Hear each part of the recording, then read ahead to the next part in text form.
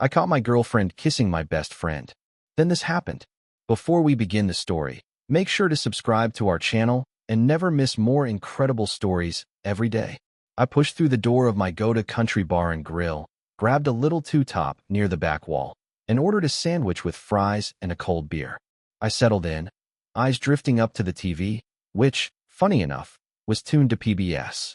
They had a special on country music going, talking about the old legends, most of them gone now, a few still hanging on, the whole thing kind of somber in a respectful way.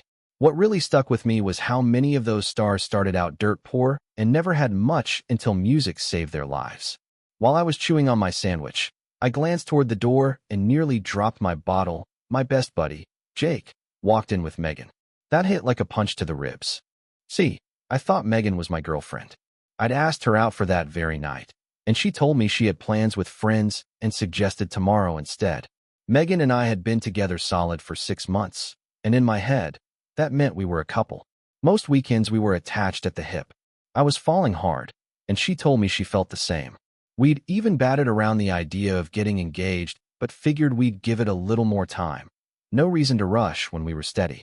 After the PBS program, somebody fed the jukebox and put on Patsy Cline's Crazy. I listened close, especially to the part about someone loving you only as long as it suited them, and then moving on to somebody new. That line rattled around in my skull, and I couldn't help wondering if Jake was the somebody new.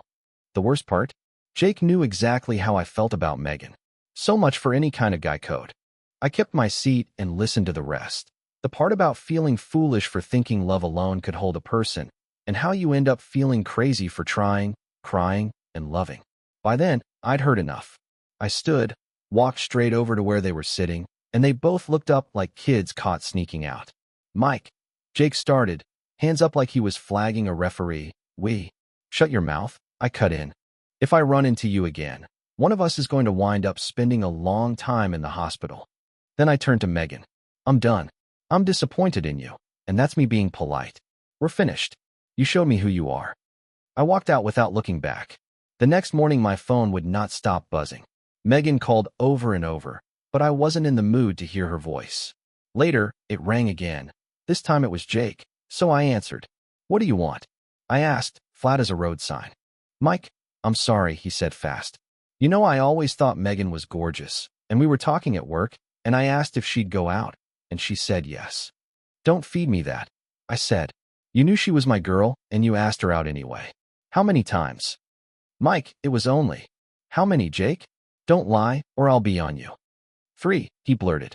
3 times. It just happened. We caught feelings. I'm sorry. What about Emily? I shot back. Does she know you cheated on her? She deserves better. I don't ever want to see you again.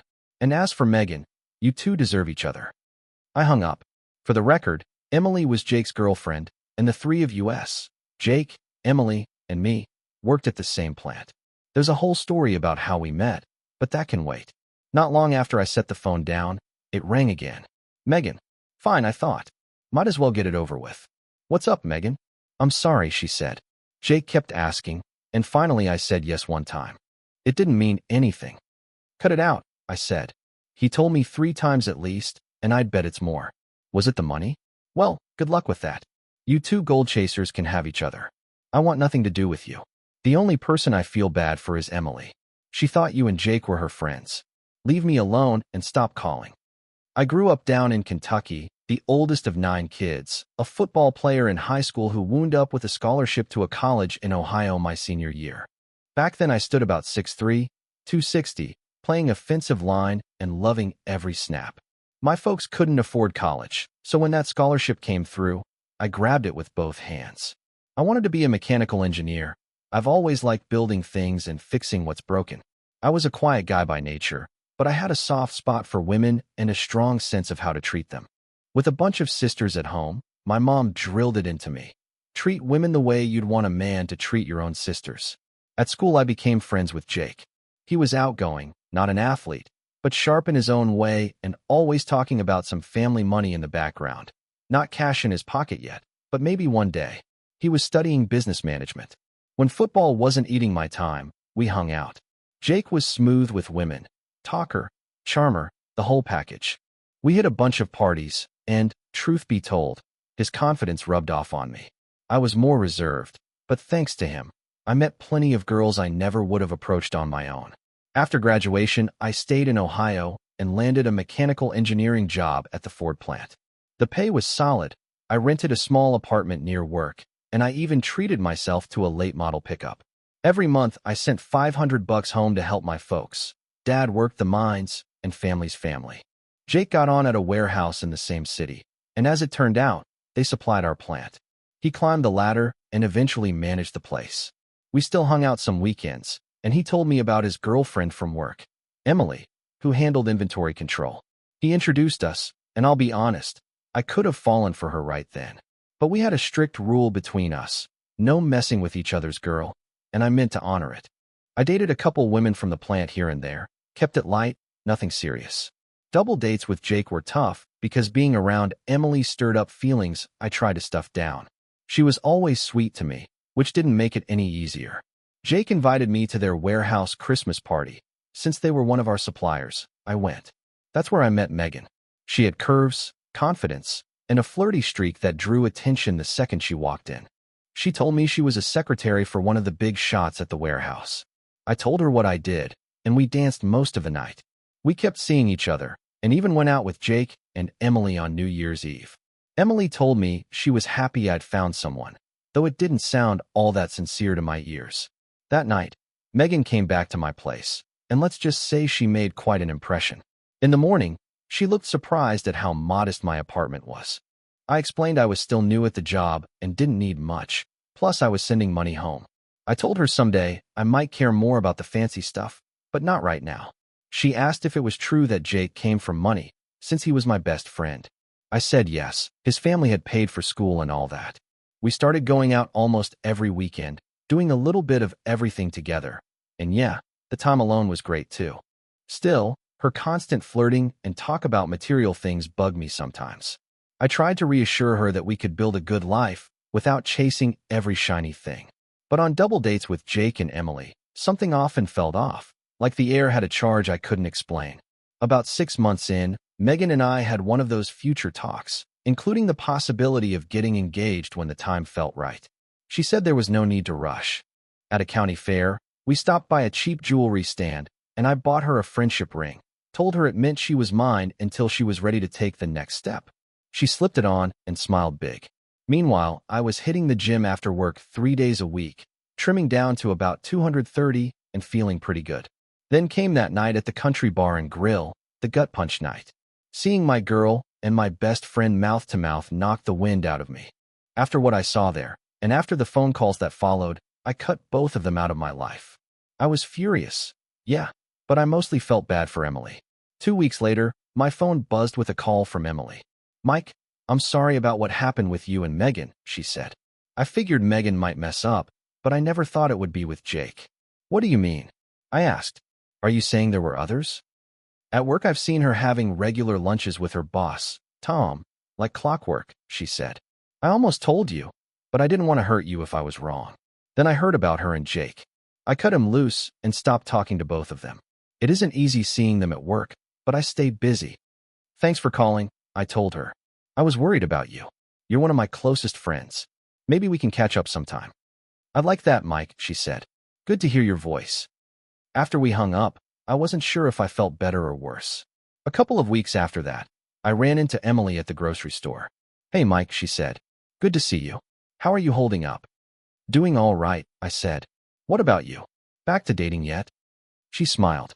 "I've turned down a few offers. I'm kind of hoping a certain guy calls me first, and I don't want to mess that up." "Ah," I said, a little slow on the uptake. "I was actually about to ask if you wanted to." "Yes," she said, laughing. "I'd love to go out with you. You're the one I was waiting on." "Okay then," I said. "When and where? I need to know how to dress." "How about Saturday at my favorite country bar and grill?" "Perfect," I said, and told her I'd pick her up at 6. When I pulled up Saturday, Emily came out in jeans, a vest, cowgirl hat, and boots. She looked fantastic. I opened the truck door, and she climbed in with a grin. Saturdays there meant a live country band. We grabbed a booth, ordered a couple beers, and had an hour to talk before the music started. Turns out she was from Kentucky too, just a county over from me. and had moved to Ohio after college for the job at the supply plant. We ordered dinner. I went double bacon cheeseburger and fries. She went Reuben, and we shared the fries. It felt good, easy, to be with her. She asked if this was the same place where I'd caught Jake and Megan. Yeah, I said, but I'm not letting two cheaters ruin my favorite spot. She smiled at that and squeezed my hand. When the band kicked off, we got up for the slow numbers, classic hits everyone knew by heart. When they cranked into the fast ones, we sat and caught our breath. I told Emily I wasn't much for fast dancing, but I did enjoy watching folks have fun. They rolled through a couple Roy Orbison tunes. Always been a sucker for those, and then some Loretta Lynn. When the announcer called for the line dance crowd, Emily stood up, and I joked, "You just want me to check out your big A, don't you?" She laughed and joined the line anyway. I couldn't take my eyes off her. She gave me a playful hip shake right in time with the beat, and I clapped like a fool. When the song ended, she came back smiling, and I leaned in and kissed her. I pulled back to apologize, but she shook her head. "I'm not sorry," she said, and kissed me again. We danced, we laughed, we had a couple more beers, and time flew. They announced the last song, and I held Emily close while we swayed. At the end, I kissed her goodnight and drove her home. I asked if she wanted to go out again next Saturday, maybe Cedar Point for rides and shows, and she lit up and said yes.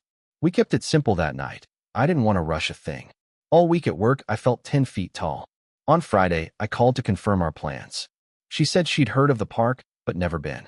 Saturday morning, I picked her up, and we headed out, talking the whole drive. I asked if she'd told Jake or Megan that we were dating. She said she hadn't spoken to either of them. We rode every roller coaster we could stomach, watched a couple shows, and on the way back, we stopped at Texas Roadhouse for dinner. By the time I dropped her off, we were both pleasantly wiped out. Emily lived with a roommate, Nancy, a kind older woman who worked retail and treated Emily like family. Emily liked having Nancy around. They looked out for each other. I told Emily I'd be out of town the next weekend, but wanted to see her the week after. "Just call when you're back," she said. We kissed, and I told her I genuinely cared about her. She said she'd always liked me too. When I got home that night, I called her right back with something bigger, an invite to a formal anniversary party my boss was throwing for himself and his wife at the Hilton. I explained I'd booked a room so I wouldn't drive after drinking, and I'd understand if she wasn't comfortable going. "Mike, I'd be thrilled," she said. "And we don't need 2 beds. Then she added softly, "I'm falling in love with you. Just be honest with me and don't lead me on. I would never hurt you, and I won't let anyone else do it either." "Could we take your car?" I asked. "I'd rather not pull up in my truck to a black tie thing." "Of course," she said. "I'll tell Nancy I'm out for the night." I parked my truck at Emily's. We took her car and got to the hotel early to get ready.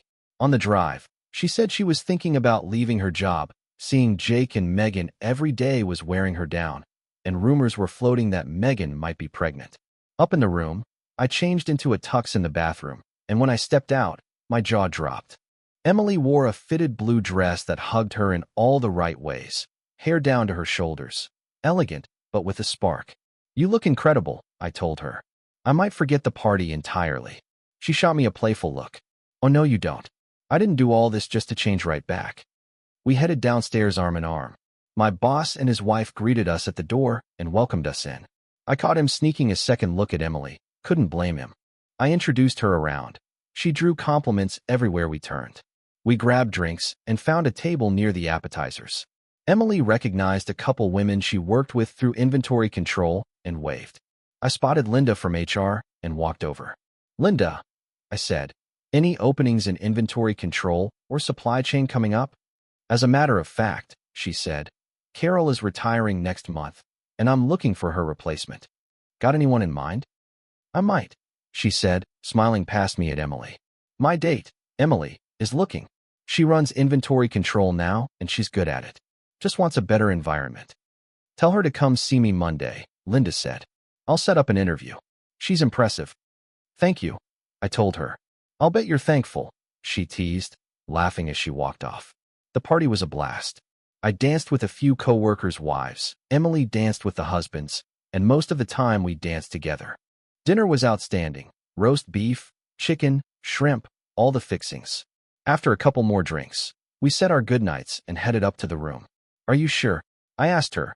"I don't want you thinking I'm rushing you." "Mike, she said. Quit worrying and just be with me. I helped her out of that blue dress. We hung everything up neat, turned down the bed, and the rest is between us. With the lights off and her tucked in close, the last thing I heard before sleep was, I love you, Mike. I woke up to the smell of fresh coffee. Emily had already showered and poured 2 cups. Morning, she said. Sleep okay? Best I've had in a long time, I answered. After I cleaned up, we went down to breakfast and recognized a bunch of folks from the party. Lots of smiles aimed our way. Looks like we're officially a thing, I joked. Linda walked by and told Emily, see you Monday, with a wink. What was that? Emily asked when Linda left. Oh, I said with a grin. I forgot to mention, you've got an interview at Ford on Monday.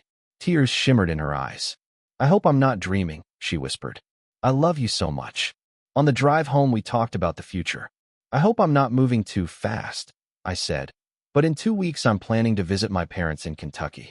I'd love you to come. We'd leave Friday night and be back Sunday. We can swing by your folks too if you want. I'd love to go, she said. Just a heads up, my parents are traditional.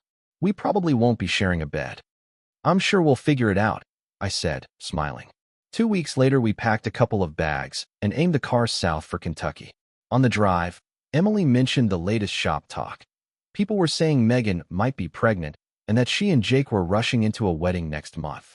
I hate to say it, I told Emily, but Megan thinks she's marrying money. The funds aren't Jake's, they're his parents'. He lives big, but it's mostly on credit. Emily nodded, not arguing. She knew the type. We pulled into my folks' place right before sunset, an old, roomy farmhouse with enough bedrooms and bathrooms to host a small reunion. My younger brothers and sisters poured out onto the porch first, then Mom and Dad followed with open arms. I hugged everybody, grinning like a kid, then introduced Emily. She fit right in from the first hello, warm hugs all around, easy conversation at the kitchen table, and that feeling you only get when family is truly glad you're home. After a couple hours of catching up, Emily wandered the hallway where Mom keeps the family photos. She paused at a framed shot of me in full pads, number 67, back in my high school football days. When I glanced over, I saw her eyes shining. Hey, I asked quietly, you okay? She took a breath. Do you remember an away game at Grayling? After the game, in the tunnel, there were 2 guys dragging a girl in a yellow sweater. You threw one down, leveled the other, and told them if they ever touched her again you'd come back and finish the job. I blinked. Yeah, I remember. I never told anyone about that. How do you know? She swallowed. Mike, I was that girl. I never saw your face, just the 67 on your jersey. I tried to find you after, but nobody knew your name. I only learned Charles, and that was it. I just stood there, speechless, and then she kissed me. I think that's why you felt familiar the day Jake introduced us, she said softly. If he did anything right, it was putting us in the same room. Mom set Emily up in the guest room and told me there was a spare bed down in the finished basement. A little after 1 in the morning, a door creaked and Emily slipped downstairs. We kept our voices low and our hearts loud. It wasn't easy with the house so still, but it was tender and real. About an hour later, she tiptoed back to her room. Saturday, we drove over to see her family. Turned out Hank and Sophie were doing well. Big, welcoming house, the kind you can tell has hosted plenty of holidays. Emily's sisters, Sandy and Marie, were there too, both younger, both friendly. I heard Sandy whisper to Emily that I cleaned up pretty good. I pretended not to hear and tried not to blush. Inside, we settled in for coffee and conversation. Hank asked about my job, my background, and, like any good dad, what exactly my intentions were with his daughter. Mr. Carter, I said, feeling my pulse in my throat. I'd like to talk to you about marrying Emily. I'm here to ask your blessing. Emily hadn't known I'd planned that. Her hand flew to her mouth, eyes wet. We haven't been together long by the calendar, I said, but the love is strong, and I believe we can build a good life. Hank gave a slow smile. Son, you didn't have to ask, but I respect that you did. Emily follows her heart. Emily, do you love this man? She looked straight at him. Yes, Daddy, with all my heart. Then you have my blessing, on one condition. You get married here in Kentucky, so your mama and I can give you a proper wedding. We'll handle the expenses. I reached into my pocket, got down on one knee, and opened the small box I'd been carrying since breakfast. Emily, will you marry me? She said yes through happy tears, kissed me, then hugged her dad and her mom, who was already crying too. We all moved to the dining room, where Sophie brought out a plate of crispy, golden fried chicken with sides that tasted like my childhood. Later, as we were leaving, we promised to keep the Carters in the loop on dates and plans. Back at my parents' place, we told Mom and Dad the news. They were over the moon, hugging us, calling my aunts, uncles, and cousins to come by on Sunday for a barbecue. Dad declared himself grill master, and Mom started laying out ingredients and assigning jobs. Emily rolled up her sleeves to help in the kitchen, and Mom took to her instantly. Relatives drifted in all afternoon, some I hadn't seen in years, every one of them shaking my hand and then pulling Emily into a hug. A few told me straight, "She's a keeper. Don't mess this up." Late that night, right before we turned in, Emily whispered that Mom had warned her about a hazard on the stairs. Turns out Emily had accidentally kicked a pair of shoes and sent them thumping down the steps. She tried to apologize, but Mom just laughed and said she remembered being young, and that a spark like Emily's is how she ended up with so many kids of her own. Emily slipped downstairs again, and we made a mess of trying to be quiet, not parting until nearly 5 in the morning. At breakfast, Mom and Emily traded knowing little smiles over the biscuits and gravy. We hugged everybody, said our goodbyes, and headed back north. Monday rolled around, and Emily had her interview with Linda in HR. By Tuesday, Linda called with an offer. Emily phoned me, ecstatic, though I'd already heard whispers it was coming. To celebrate, I took her to my favorite country spot. We both ordered steaks and talked about the 2 weeks of peace she'd had. Jake and Megan were on vacation in Las Vegas, where they planned to get married. "Best 2 weeks I've had at work in a long time," she said, not having to see those two. She added that folks at her old place would miss her, but understood. Ford paid better, and it was a real step up. She hadn't told anyone else we were engaged, preferred to keep it just ours for a bit. Before she left the old job, she did one last thing. She slipped an anonymous note onto Jake's desk suggesting he consider a DNA test when the baby arrived, given Megan's frequent lunch meetings with Tom. The note ended with a polite congratulations and no signature. From day one at Ford, Emily wore a bright smile. If someone asked her out, she'd show her engagement ring and say, cheerfully, "I'm spoken for," and the smart ones backed off fast. Nancy helped her begin planning the wedding. She was part den mother, part best friend, and loved being in the mix. I pitched in however I could. A couple evenings a week I'd stop by, haul boxes, measure things, address envelopes. I called Mom and asked for a list of relatives and friends to invite. She one-upped me by buying the invitations and tackling the mail-out herself once we gave her the date. Emily gave her mom the same date, and Sophie and Hank sprang into action. Church selection, reception hall, vendors. Sophie said she'd handle sending invites for their side, too. Hank had a long business Rolodex and more than a few connections for music and catering. One night I admitted, "I feel like I'm doing the least here. This is turning into a big, pricey deal." Emily squeezed my hand. "It's my parents' dream wedding as much as mine. They've pictured this since we were kids. Trust me, my sisters will have the same kind of day." I asked why she'd never told me her family was well off. "Because I wanted you to like me for me," she said. Only Nancy knew. Not even Jake knew. "Does it change anything for you?" I asked. "Nope. I want you, not your bank account." I offered to sign a prenup, and she shook her head. "There won't be one. We're in this forever. And it's not like I've got much now anyway. Maybe someday through inheritance, but right now, what I have is you." We mapped out the wedding party. Hank would walk Emily down the aisle. Her older sister would be maid of honor, her younger sister a bridesmaid. We asked my 2 married sisters to be bridesmaids as well. My brothers-in-law agreed to be groomsmen, and my single brothers would escort her sisters. My youngest brother would serve as best man. My niece would toss petals as the flower girl. My nephew would carry the pillow. Everybody said yes. It felt like the whole family was linking arms with us. Emily thrived in the new job and made fast friends. Only snag, she hadn't accrued vacation yet. We figured we'd do a quick turn, drive down Friday night, get married Saturday, and come back Sunday. It wasn't ideal, but we'd make it work. 2 weeks out, Mark, our plant manager, called me into his office. We'd always gotten along, and he'd already told me he planned to attend the wedding. "Mike," he said, I hear you're trying to pull off a Friday to Sunday wedding run because Emily has no PTO. That's the plan, I said. He smiled. Tell your bride we're approving personal time for her, from Thursday through the following week. No need to rush. And one more thing. He slid an envelope across the desk. 2 tickets for a 4-day cruise. Honeymoon gift from the plant. I shook his hand hard enough to make his pen rattle. At lunch I took Emily out and set the tickets on the table. She covered her mouth, tears starting right there in the booth. We adjusted the plan. Head down Thursday, rehearsal Friday, big day Saturday, cruise after. Friday's rehearsal ran smooth. At the dinner afterward, I slipped Dad an envelope and asked if he needed any more help with costs. He pushed it back and said he hadn't spent a dime of the money I'd sent him since the day we announced the wedding. He'd saved it for us. That's my father, steady as bedrock. Emily told Sophie the head count for the reception. She didn't share the number with me because she said I already looked nervous enough.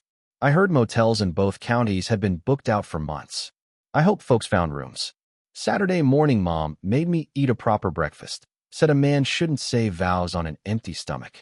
After a long shower and a careful shave, I put on my white tux. My brothers, 4 of them, were already dressed in black, slick and grinning. We caravanned 20 miles to a big church in the next county, the kind with a balcony and deep pews. My brother said it seated more than 600. By the looks of the parking lot, we were going to need every spot. Guests started rolling in fast, and I helped the ushers find seats even though they told me to relax. Nancy and her daughter arrived. I guided them to Emily's side. A few co-workers came too. Mark and his wife had even flown in. Then the coordinator tapped my shoulder. Emily's limousine had arrived, which meant I had to get up front and face the minister. The organist warmed up with 2 hymns, and then the announcement came for folks to sit. Every wedding has its own little rhythm. 4 hours. Sandy came first on my brother's arm. They looked like they were stepping out of a magazine. Marie followed with my other single brother. Then each of my married brothers walked with his wife, the group forming their places near the altar. My nephew marched solemnly with the ring pillow while the real ring sat safe in my pocket.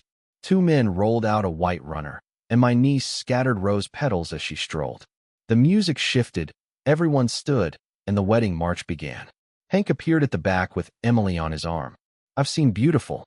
That day I saw something past it. She looked like the answer to a prayer I hadn't known how to say. By the time she reached me, tears were already climbing down my face. Who gives this woman? The minister asked. Her mother and I, Hank replied, proud as a sunrise. We spoke our vows. I slid the ring onto her finger, and when the minister said I could kiss the bride, I didn't waste a second.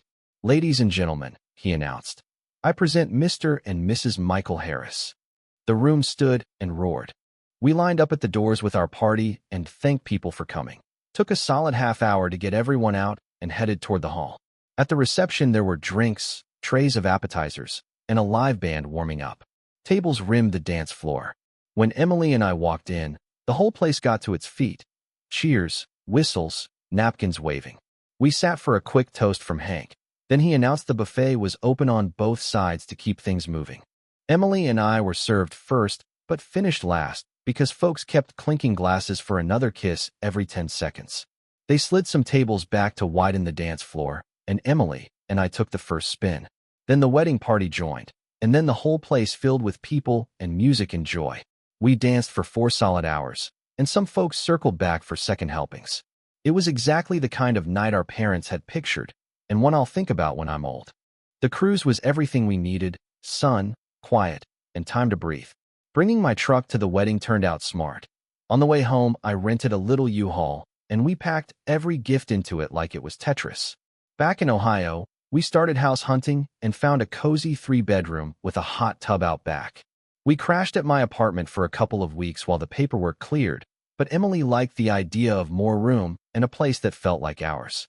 We left most of the gifts at my folks' place during the transition. Mom promised they were safe. Every evening we knocked out a few more thank you notes, trying to make sure nobody got missed. At work, Emily and I met for lunch a few times a week. 3 months ticked by without a single real fight. Any little disagreement, we talked out. People always say communication is the key. We decided to actually use it. A friend of Emily's from another company called with a bit of gossip. Jake was neck-deep in debt. There was also a rumor he'd been advised, by someone, to get a DNA test once the baby arrived. No one knew who planted that idea.